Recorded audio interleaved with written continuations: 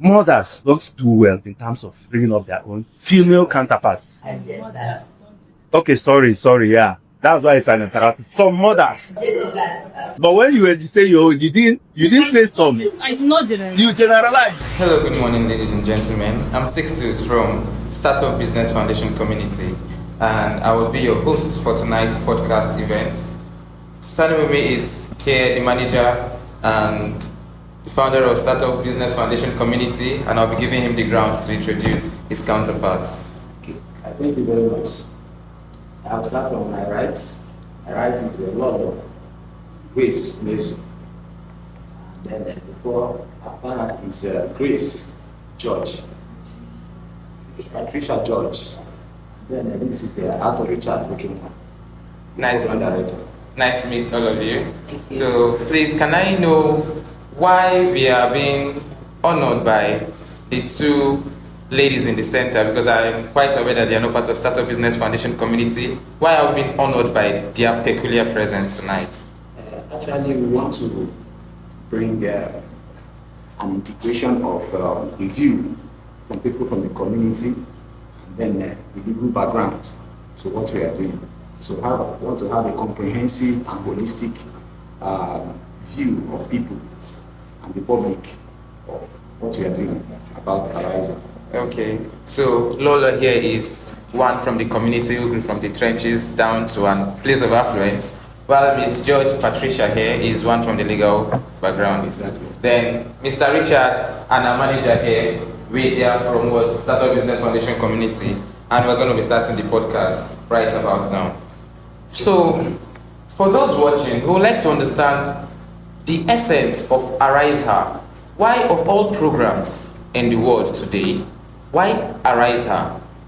Why is Startup Business Foundation Community investing in the girl-child education? Okay, starting from the name, I think it's good that it starts from the name, ARISEHER. Arise, first of all, is a call to action.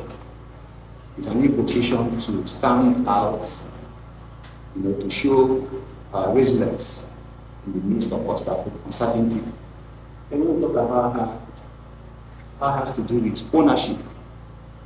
Ownership is centered in girl-child education. We talk about her dream, the dream of a girl child, her potential, her opportunities. Her can also be seen as based on, in the course of our research, we also define her as a holistic education and rising. Holistic has to do with the social development, physical development, emotional development, and cognitive development. So having looked at the system of education in Nigeria, we want to create an impact, not just girl child alone, but want to create an impact, because we've seen the lapses in the educational system. So though we are starting from a girl child education, but this is actually a holistic program that will cut across both the girl child and male in future. Okay, sir, that's quite coherent, that's quite explicit. But for everything you just explained, there should be pillars guiding this profound structure that we are trying to establish here in Startup Business Foundation Community. I would like to know, what are the pillars of this particular organization, and pertaining most especially to ARISEHER? Okay, part of the reasons why we came up with this program is because we looked at the lapses, not just the lapses, that we found out that most of these girls in our society, due to the kind of society we are in, we found out that these girls are always at a disadvantage. We want to bring an inclusive education where the girls are not left behind. So having looked at that, to say, we actually found out that part of the reasons that is hindering some of these girls from going to school is financial burden. Some of these girls are at the risk of dropping out from school, and these are the targets. So having looked at this particular issue, we now came up with the structure or the pillars of this program, which includes academic sponsorship. We intend to sponsor them within this period of our program. We're going to take care of the academics, paying their tuition fee, their textbooks, and every other thing that has to do with their academics in school. That's the particular year. And then we're going to take them through what we call life skill development. Under the life skill development, we're going to take them through a number of programs, which includes digital literacy. We're going to take them through different computer packages, including coding and all whatnot. Now, we also take them through financial literacy, because we are collaborating with other institutions who are going to be taking care of them in that regard. We are going to be looking at the Bank of Industry, the Central Bank, who are also our partners, who are going to be taking these girls on entrepreneurship, development, and financial prudency. And not only that, we are partnering with the FMC, who are also going to be taking them on reproductive system and all that, taking them through sex and all what. Yeah. Then we also have the FIDA, that's the Federation of Lawyers Association, so which are also our partners. Then we're taking them through what they call Know Your Rights as a girl, and all that, and so many other programs will be enrolling. Not left behind. We are not leaving behind the skill acquisition program. These girls will be equipped that after this their program, they are going to be standing out to say that they have gained one skill or the other that will take them through their lifestyle. And not only that, after that program, we are going to be taking them through what we call career orientation. You find out that most of these girls don't know what they will. If you ask average girl, you say, I want to be a lawyer. Wow. I want to be a doctor. Yes. I want to be this. But then there is no career guidance. So this is part of what because we are going to be integrating the people, the guardian and counselors, who are also professionals in different areas, to come and guide and tutor these girls in career orientation. The skills based on the analysis of the findings, and they can actually advise them and say, this is actually based on what we've discovered about you. I believe if you enter this place or go through this profession, you are going to do excellently well. Outside that, we are going to take them on into what we call mentorship. Mentorship exceeds the program itself. It transits to after the program. They are going to be mentored even while after the program. They are also part of our program, part of the organization. You also continue to mentor them. If there is any fallback on anywhere, we also try to fill the gap. And then we're also looking at the institution. That's institutional collaboration. That's another arm or pillar of what we are doing, because we don't want to do this alone.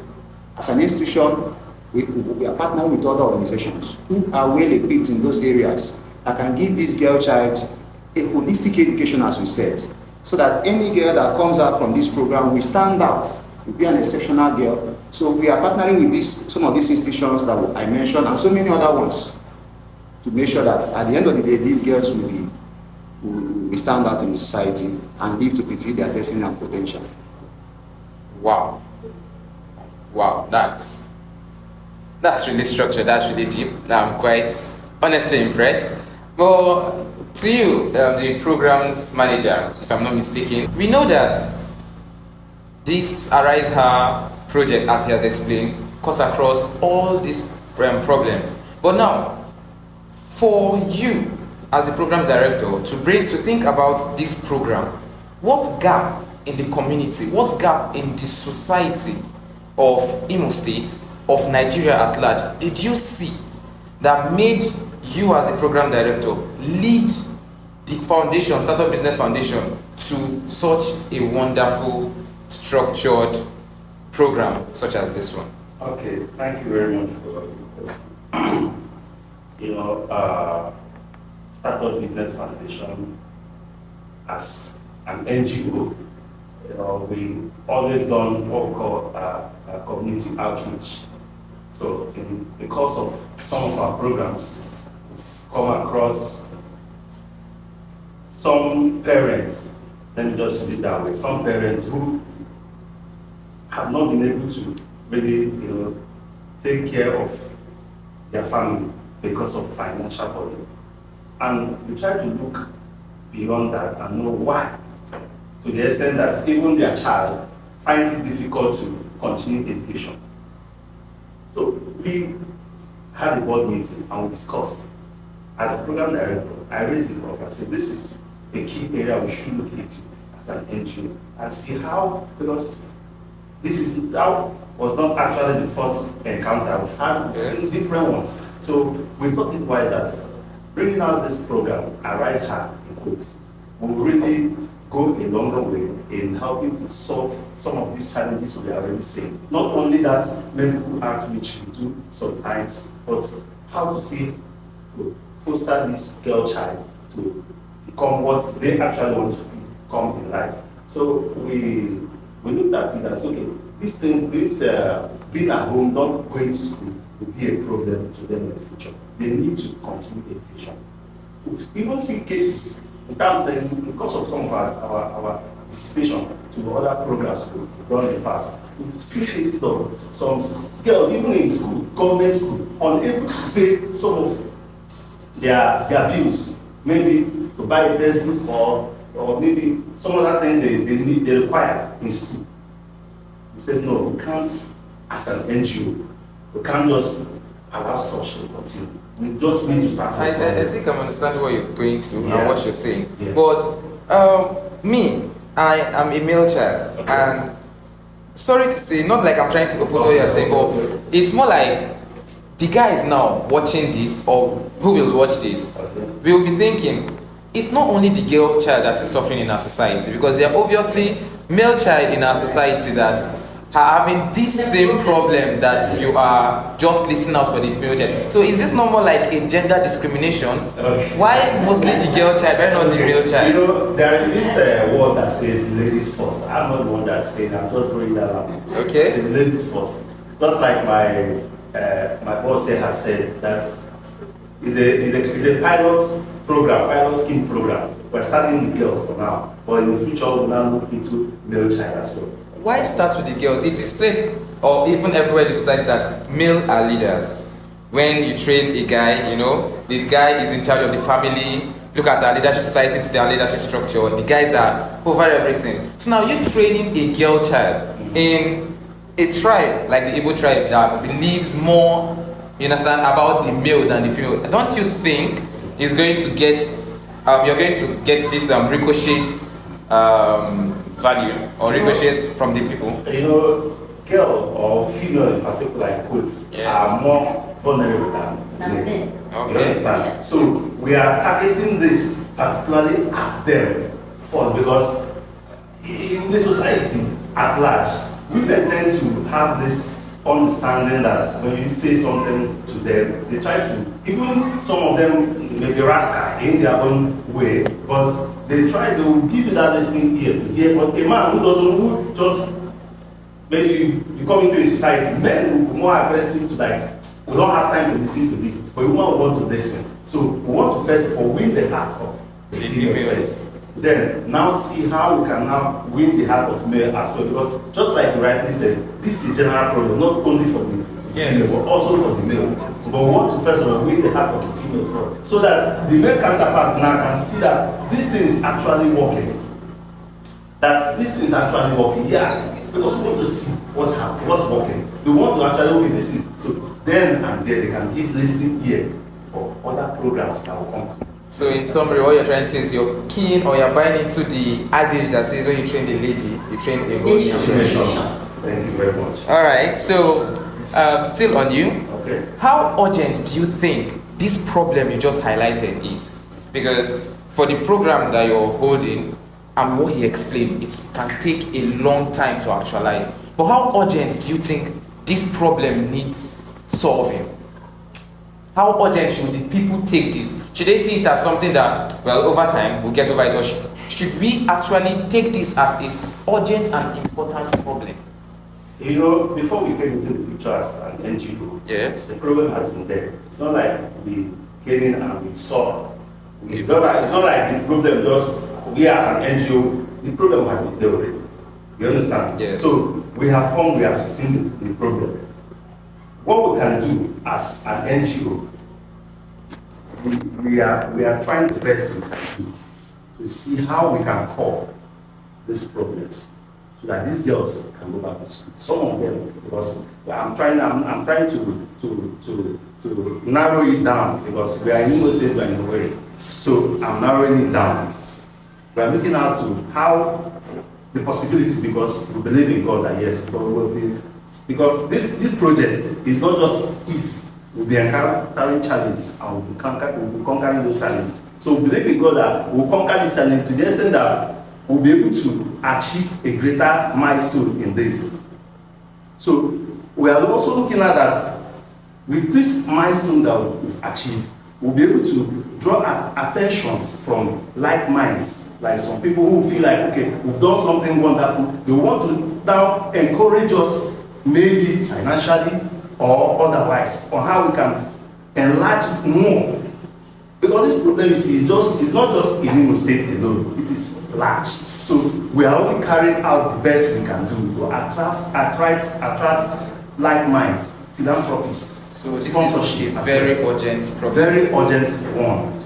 So as a matter of urgency, we need to start up. That's why we are starting Business Foundation. Okay, Ma. As he rightly introduced, you are one from this indigenous community that have grown right from the trenches up to a place of affluence. And with what he just explained, saying that it is a matter of urgency. In real life terms, from your growth and development up to this stage, what risk does a girl child face without a program like this, economically, politically, and in terms of safety? What risks do they face? I am happy I'm here, and I've heard our two speakers. They had a girl child. That's the female from the home. You understand what I'm saying? Yes, I am. To God be the glory, they are concentrating on the female child now. In our community here, people like me, example, I grew up from a poor foundation. If I had gotten this opportunity they're saying here, I think sky would have been my limit. But as I'm still getting it, more ideas will come into me. The idea of a girl child being concentrated on, that's very good. Because like you said before, you train up a child, a girl child, you train up a nation.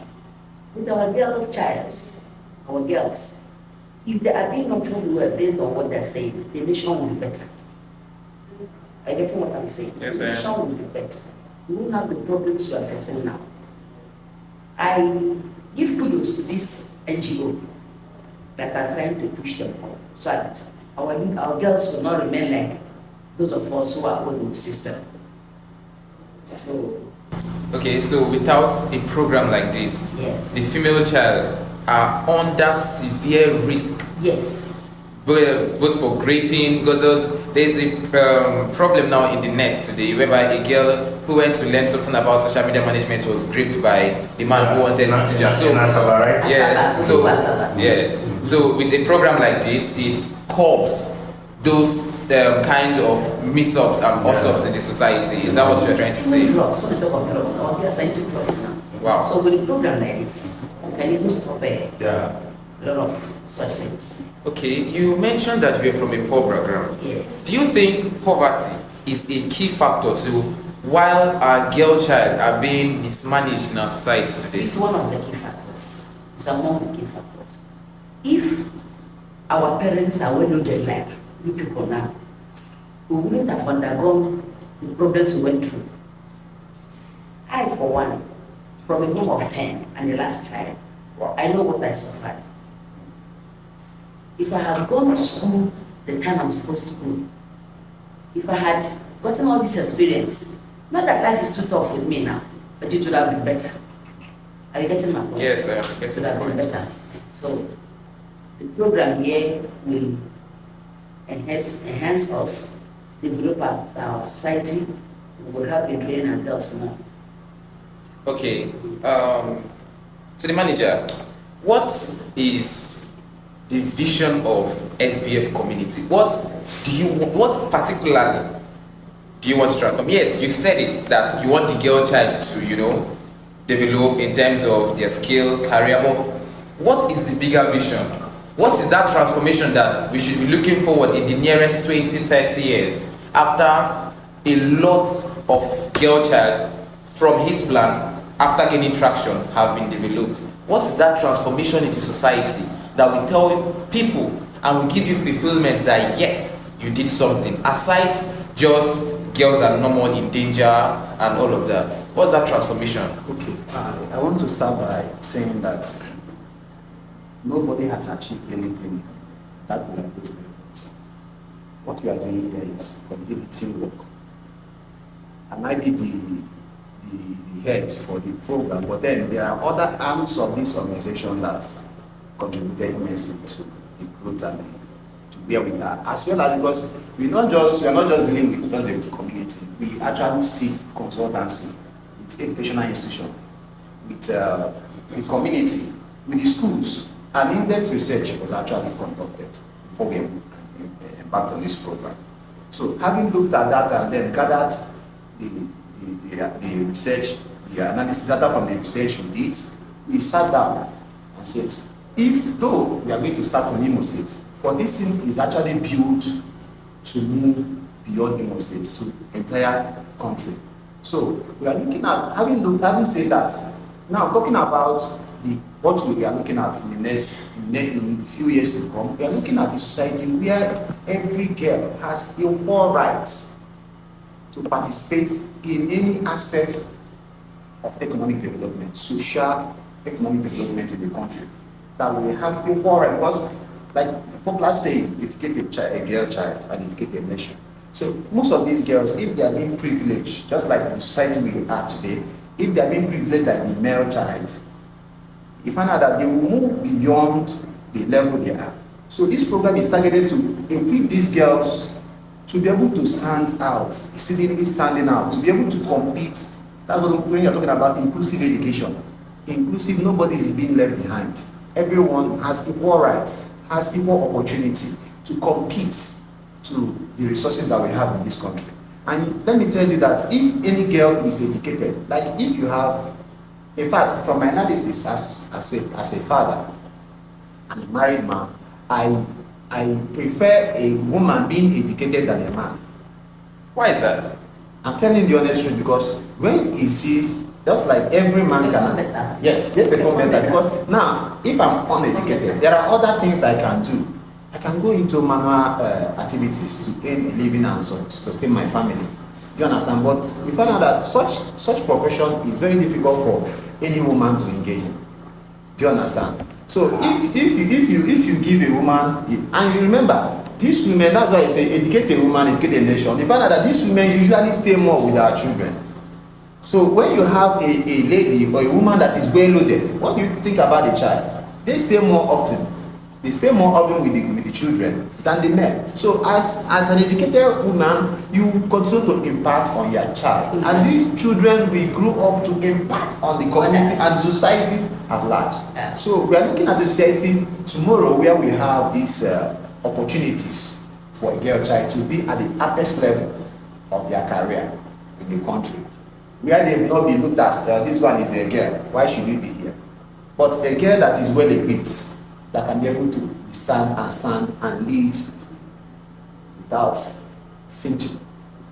Okay, Miss George, he said something that struck me, and I'm trying to see if he is being controversial with his statement. He said that he looks forward to a society whereby there is equal rights for the male and female. Then he went on to say that it's better to train a female child because a male child can take part in menial jobs, whereby a female can't. In the aspect of rights, equal rights, is that not controversial in the legal system? What he's saying, to an extent it is, and to an extent it is not. Because the context in which he puts it in is okay. But the one thing I want to correct from what he said is this. There is nothing like discrimination that you prefer a female child to be more educated. No. Rather, both should have access to equal education, access to equal opportunity. Let's take our minds backward now to the pre-colonial era. Do you know if the men and the women were equally given educational opportunities then? I bet you the challenge Nigeria is facing right now would have not been up to this level. But the men were just the ones giving access to that education. And you find out that whatever they might have learned or studied or passed down is just within that they are meeting amongst themselves. While they come home, they say nothing to the wives, say nothing to the children. But if the man is being carried up educationally, the woman is carried up educationally. As the man is in the field making headway, the woman is in the household bringing up the children, because just because the men were just the ones being educated as at then, it's passed down even up to this generation that in a household now, the men are given the highest opportunity to be educated, while the females are given little unknown opportunity. I'll take myself for instance. While I was coming up, I was a very brilliant child. Everyone could attest to the fact that yes, this girl child is very, very brilliant. And if given the opportunity, the right information, the right guidance, will do well. But something struck me hard. I'm coming from an extended family. So they said, what's the essence of training a girl child if tomorrow she will still be married by somebody? And then they were all focusing on the male children. But as God may have it, I attuned myself to opportunities like Startup Business Foundation. And I started discovering my purpose, started discovering my potential, and I started running with it. Because my family now saw how determined I was to make it, even without little or no support, they had to now start focusing on me. What if before then I had people, just the way they were focused on the male children, to ascend them educationally, academically? What if that focus was also on the girl child? You asked the question initially, why the focus on the girl child? In the society today, the girl child is more vulnerable. You find out that in the secondary school setting now, a boy and a girl, they had sex and the girl got pregnant. Who withdraws from school? The girl. What about the boy that impregnated the girl? What happens to him? He still continues. I beg your pardon. Could that not be attested to nature? Because you won't blame the boy child for being a boy, and you won't also blame the girl child for being a girl. Hold on, let me learn. I know you will definitely come up with this. Okay. In situations like this, instead of just letting the girl child withdraw from school totally, why not tell the boy child too? This period of you people having this child, both of you should sit down together and see to it that this pregnancy is mature and the child is brought up. Then you can continue. You find out that the boy continues his life like nothing happened, while that of the girl is put on hold. But if this kind of situation is taken into cognizance now, where the boy and the girl, they are being told, settle this your difference. When you're done settling it, you continue. But little wonder, even after delivery of the child, the female still does not continue. Why? Because she might be feeling insecure right now. Her self-esteem must have dropped. But according to our laws, section 15(5), especially of the Child Rights Act, it made us know that after delivery, a girl child should be given the opportunity, the orientation to continue within her own ability and not just abandoned just because she got pregnant during school and then. Whereas the person that put her in that situation is still moving on with his life, still going on, succeeding, as if the whole thing was done by the female child. Okay. I think I'm understanding where you're headed to and the scope of affluence you're trying to bring into this discussion. But just for clarification purpose, there is this belief system. I want to check whether you buy into that belief system that when your business is failing, you do not shut down. Okay, more like let's put a restaurant for instance. If a customer has a problem with your key staff, do you shut down the business and take everybody out simply because there's a small scuffle? Or do you try to settle that issue while your business is still running? We will try to, but first of all, in order for that error or mistake not to occur again, you have to go to the roots. What will stop adolescent or teenage pregnancy today is when you put both parties, put their lives on hold.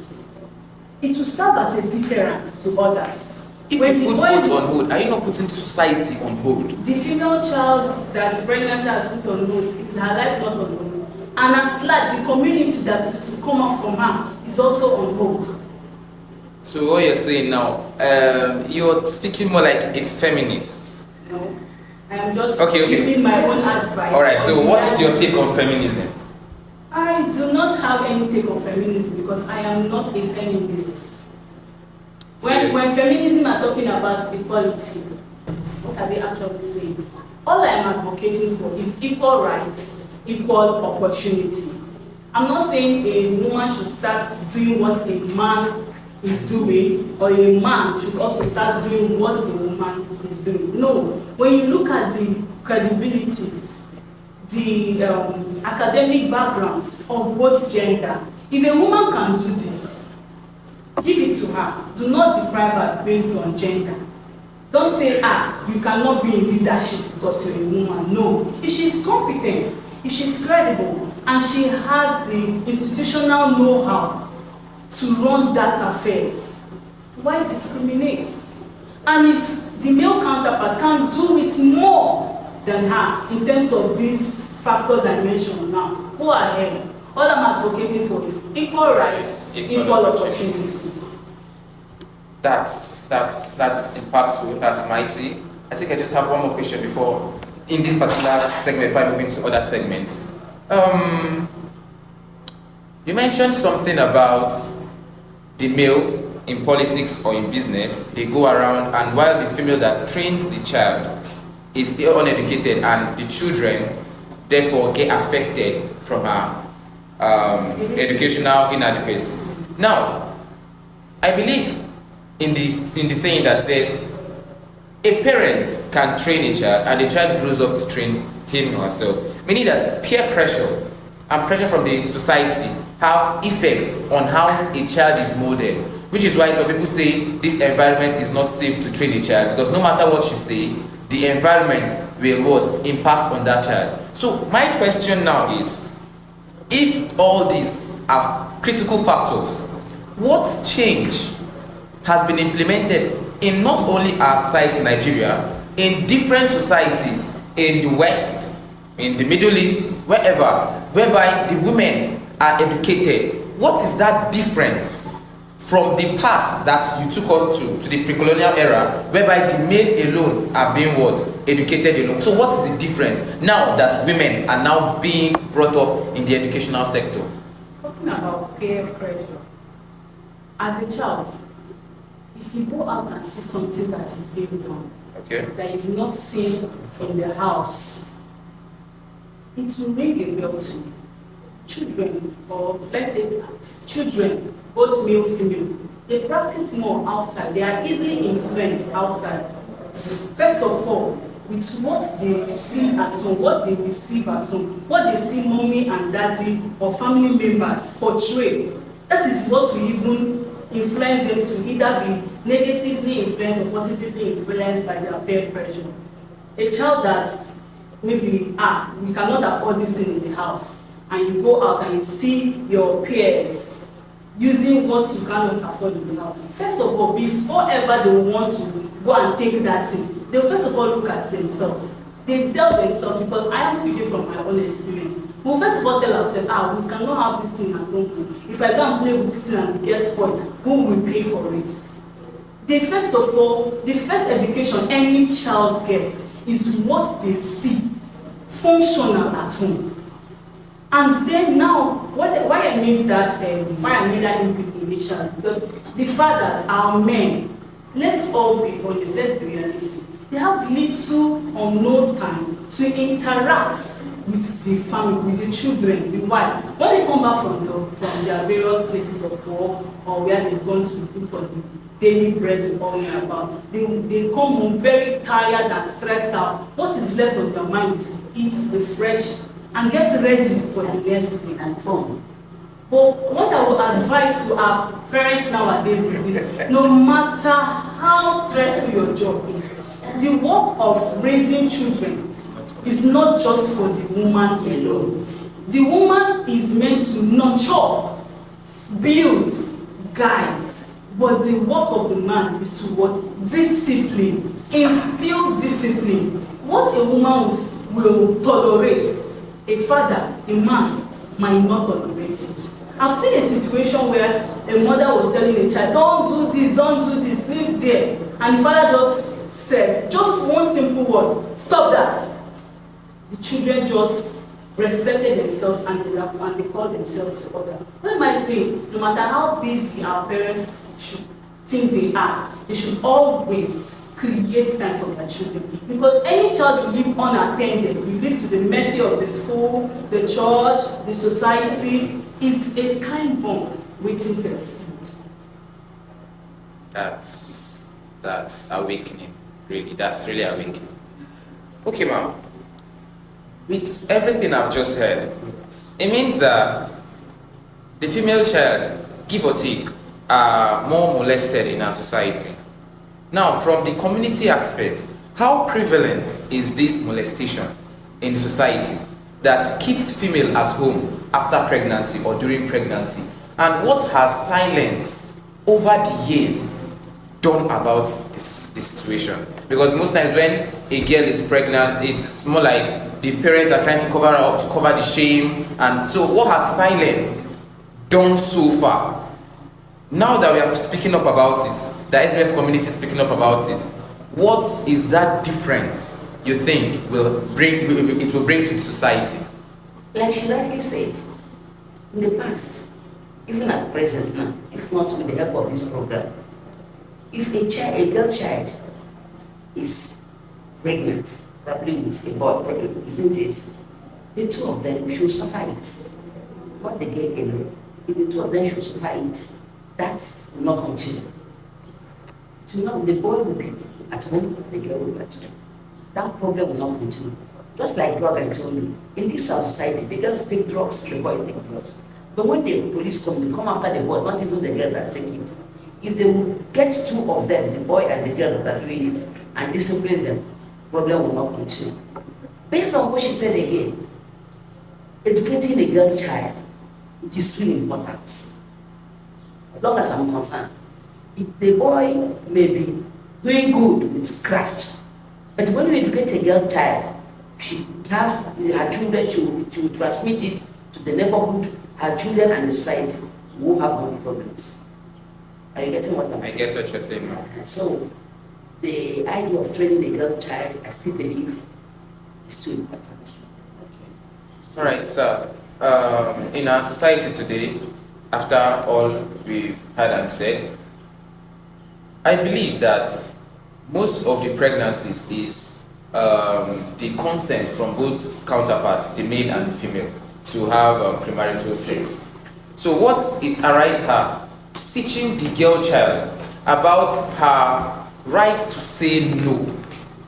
Now, the no is not necessarily when a guy is deceiving her, but when she outrightly wants to, but about her boundaries, about the consequences of what they can do, because academic, life skill, career orientation, you can do all this and a girl will still be oblivious of the fact that her consent to premarital sex can destroy everything ARISEHER has taught her and SBF community has taught her. So what is SBF community telling our girl child about her body and her rights to say no? Okay, thank you very much for the question. Just like as part of the Answers. yes, part of the structure of the program we have under the life skill development, we are partnering with organizations, institutions that are actually addressing some of the issues you've raised now. For instance, for this issue of Girlchild, we are partnering with FIDA. So these are female lawyers association. So they are key factors in addressing this issue. You know, the program is designed in such a way that they will come and demonstrate and teach this girl child their rights. Right to say no. Right to know, to say this is my boundary. Regardless of the circumstances that you are being faced as a girl, this is my boundary, this is my rights. Regardless of how, because some of these things comes with intimidation. Some will say, we'll do this thing. If you tell your father, I will do this. If you tell your mother, I will do, you know, that kind of thing. Yes. Know? So, but when a girl that knows her right to say, even though she might not respond to you, maybe out of fear, at the instant of the event, but then she knows that regardless of what you've told her, she knows that the parents can actually do something because she knows her rights. Yes. And not only that, we are also praying through this our partnership that this organization, like this FIDA, will actually be the appointed legal personnel for this girl child. Any girl graduating from this institution will have the privilege of accessing the services of this feeder, this female lawyer association, so that in time to come in future, if they encounter such a problem, they will be able to know who to run to, where to run to, regardless of what they have already been taught during the program. And not only that, we're also partnering with its FMC, Federal Medical Center, Owerri, so that they will also expose these girls to their sexual potency. You know, try to tell them about your sexuality as a girl. Do you understand that these and these and these are things that you should know about yourself as a girl? This is your ovulation period. This is, and teach them in detail, in more professional way than you see in most of these schools. Because most of these programs that are being taught in school are scratched. But when you have an in-depth knowledge or training about this, it gives you a wider view of what it is all about. So by this program ARISEHER, we'll try to bring all of these things into play by making sure that whenever a child comes out, the girl child comes out, she comes out holistically equipped to face the society in both her rights, in both opportunities, and enhancing her potential as a girl child. Likewise about women. All right. Then there's something I wanted to say when she was I didn't want to interrupt her. When you come in the home, when the father is there, the mother is there, and who takes care of the child? Yeah, the mother takes care of the child, actually. You know, but you find that in some homes, the mother tends to show more prowess, more power, more than the father. And even when the man even wants to show that yes, I'm the man of the house, because we all see that we female are vulnerable. Yes. And because organizations like FIDA are there, they will say, okay, yes, I can quickly run to FIDA to fight for me, and they will stand with it as the man will now be as, I don't want problems. But you see that these mothers, sometimes, they don't listen to the fathers. When the father will come and say this, you see the mothers will be there, leave my child for me. You're not the only one. The owner of the child alone. Taking care of the child alone. You should also listen from the father. The father is saying you should listen as the mother as well. So you see that the society we are today, mothers don't do well in terms of bringing up their own female counterparts. And then that. Okay, sorry, yeah. Some mothers. But when you were saying, you didn't say so. I did not generalize. I only suggested that raising up children shouldn't be for one parent, it should be for both. But you should have also included that the mothers. You're the one now pointing out all these. That is why I said, in as much as the work of the mother is to nurture, build. The father is to instill discipline. I said yes. I never said the father should do what the mother is meant to do, or the mother should do what the father is meant to do. That's what I'm saying. This father should instill that here. Or the mother will still be the one to scold the father. Say, it is normal. Women are more emotional than men. That's why I say the father should stand on that disciplinary aspect. Yes, that you are just generalizing. The father does that sometimes. Some fathers does that, but the mother, some mothers too. Most fathers does that, but most mothers will still counter that father that does that. So how do we not settle? When let me put the question to him. When you are a child, when your father wants to flog you, your mother will be there before me go their body. When she wants to shield you, she wants to shield me now. That is the natural. But she should discipline me after shielding me now. She should discipline me after shielding me. No woman will want to stand where they are flogging the child or scolding the child and just remain calm. She will always want to say, sometimes the mother is even the one that went to complain to the father. See what your child is doing. And at that point, the father wants to, you understand, scold that child. It is still that same mother that came to complain and say, it is it's natural. So what I was trying to say initially is this. At this point now, it shouldn't be what the father alone should do or what the mother alone should do. There should be an understanding. Yes. And understand that, this thing I am doing, it is not to kill our child. It is for the betterment of the future of that child. When the father and the mother understand this thing, there will be no more power or something. No, leave my child. No, I am the one to do this. No, it is me that. No. When there is a better understanding in the family, there is no discrepancy. There is no, leave my child or beat the child. There will be nothing like that. It will even come to a point where if a child comes and say, mommy, give me this, maybe he or she knows that when I go to my mom, she will give it to me than when I go to my dad. Whenever the child comes to the mother should point the child back to the father. If it's a situation where it is the daddy that is always giving us, or mommy is not giving us, and then when the child comes to the dad asking for that thing, the father should point the child back to the mother. So there is a synergy. No one is seen as favoring one child over the other, or no one is seen as my dad is soft, my mom is hard, or my mom is soft, my dad is hard. No. Well, this has been a wonderful session, and I for one has learned one or two things, peculiarly to the aspect of this synergy, because when you check the Igbo adage, it says there's an Igbo belief system that says when a child succeeds, the praise should go to the father, and when the child fails, the blame should go to the mom. I think in our contemporary society, we tend not to actually understand the concept of certain adages, because what it therefore means is that a woman should be educated or knowledgeable enough to train a child to success. So in other words, if a mother or if a woman is not knowledgeable or not educated, it means that she cannot give what she does not have. Yeah, I have something to ask. Okay. I'm happy I'm in this program today. My neighbor last week, the house girl was beating the daughter. Daughter said, my mom said nobody should touch me here. My mom said nobody should touch me here. Exactly, and that kind of girl cannot be molested. Educated, yes, she wouldn't say that. Yeah, I mean, if their mother is not educated, she wouldn't teach her children where not to touch her. That's the part of this her education, her children. Yeah. So I love this program. It's a nice program. All right, so I think we are coming closer to the end, and I just have a few more questions to ask. Primarily two. One should be to you, ma, from the legal perspective. I believe you've seen a lot of cases, you've handled a lot of cases, I believe so, and you've experienced a lot of cases regarding to this discussion we're having here today. My question is, in the next 10, 20 years, it might look like it's a similar question I asked the manager, but I want to hear it from your point of view.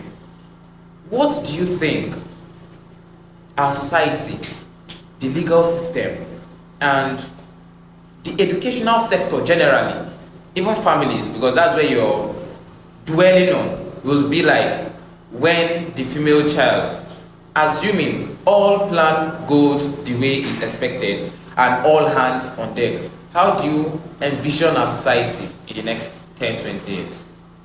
Okay, thank you very much for that question. This all boils down to creating avenues for the female child to succeed, to advance in life. If you look at our present leadership in this country, let's start from the grassroots. Time before, when they talk about politics, who are the people spearheading it? The male child, the boy child. But right now, there is no political arena that the audience there will not be up to, if I'm not mistaken, up to 40% of women. And these women are not just women in the market. Even if they are in the market, they are still educated. Yes. They still know what they are coming there to do. Right now, okay, from my profession, we just elected the first female MBA president ever in the history, and the second female president. She is the first elected, but the second. The first one was way back 1990s, and ever since then is the male. Why? Because the female child came in. From the family, they started grooming her. She has other male siblings, but because the focus was not just on her male siblings, the focus was also on her. The Chief Justice of Nigeria today is who? A female. If you go to the banking sectors, majority of the chief executive officers of the banks we have in Nigeria are spearheaded by who? Females.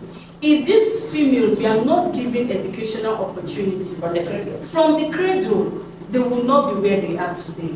So I will say that the gospel for train a female child, empower a community, is going well. And 10 years from now, we will have a nation, if not the world at large, where there is this balance in leadership, this balance in institutional leadership of both the male and the female. The male is not seen as a threat to the female, and the female is not discriminated also by the males. There will be a harmony, a symphony, a correlation, a synergy between both genders, and I believe that is where we are getting to.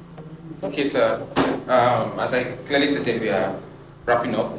Now, I believe this program is one that needs adequate funding.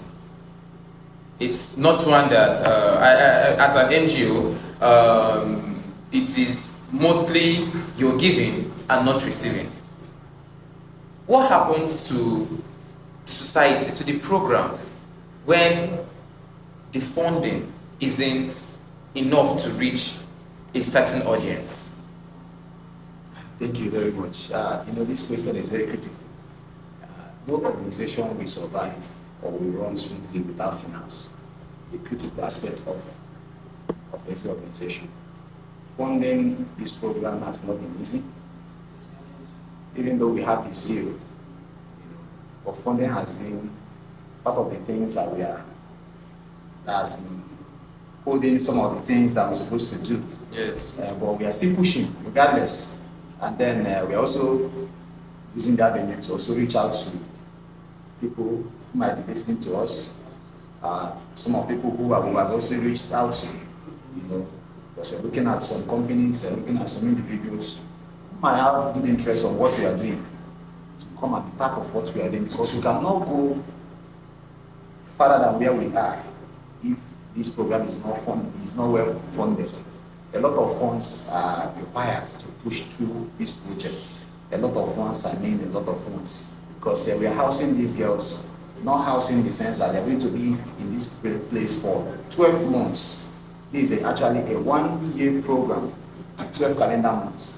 These girls will be here and they will be equipped with this all training.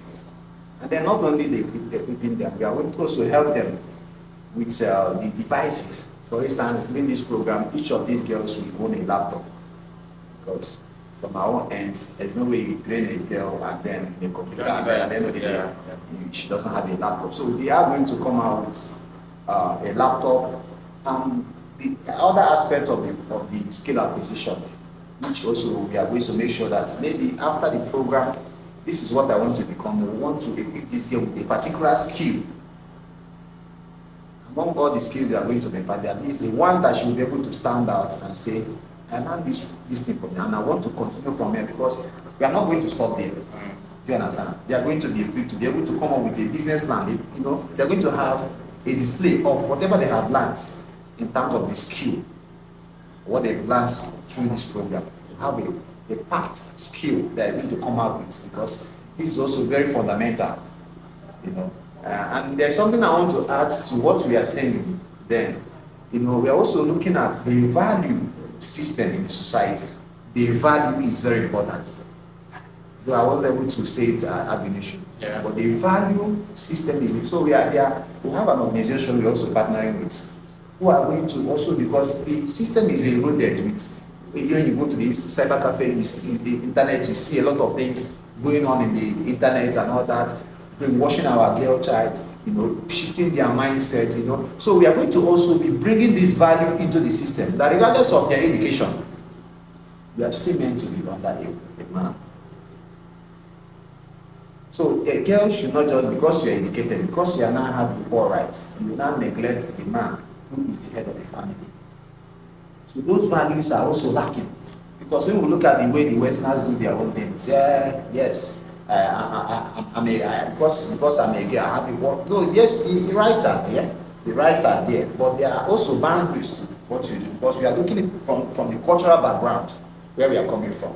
The cultural background, because there are some things we borrow from the West, but there are some values that are being eroded as a result of copycatting everything the Westerners are doing. Yeah. So these values are also part of what we are going to be bringing into the program. Okay, sir. So in summary, you are also looking out to sponsors and donations from people. or do you have adequate donations already? No, definitely we need this funding. We need this funding. We are looking at partners Okay. who believe in what we are doing. All right. We cannot go further than where we are without proper funding. And because this program is not even reached, it's not this, though we tend to start with Imo, but it's built to go nationwide. So with proper funding, we will go far. And I bet you, this program, any girl child that comes out from this program will be holistically equipped to stand out in society. And any investments that any partner, any individual had made in this program will not be regretted. You might be from far, maybe you might not know people whom you are investing with, but I believe one way or the other, your investments will have value for it. That will assure you at the end of this program. All right. Lend the voice to what you just said. Okay. Let's just speak the plain truth. Vision without funding is just a dream. We have Startup Business Foundation has already provided us with a workable model, and they have also secured the approval from the Imo State Ministry of Education. So we'll be calling on, if you see what we are doing as being the right, on the right track, we're calling on every organization, every institution, every individual, whether personal or corporate, to come in and facilitate, support in whatever means to see that This vision is actualized. The vision of Startup Business Foundation, not just actualized, but also put in a posterity with that even long before the founders have left this world, the Girlchild, the community at large, the nation at large, will still have something to fall back and hold on to. All right, thank you very much. If you have one thing to just say to those watching, one last thing to say to them, what will it be? I will, from the audience, I will really want them to subscribe from what we're doing, because it's a global, just like my partner said, it's a global thing. So I want them to look into it, see how to be part of what we are doing, and how to also add, contribute in any way they can to see that this dream is actualized. Okay, thank you very much, sir. I remain your humble host, Sixtus from Startup Business Community. Thank you very much for watching. See you on the next one. Ciao. Thank you. Thank you. All right. Thank you. All right, Mama, Thank you. Thank So much. Thank you.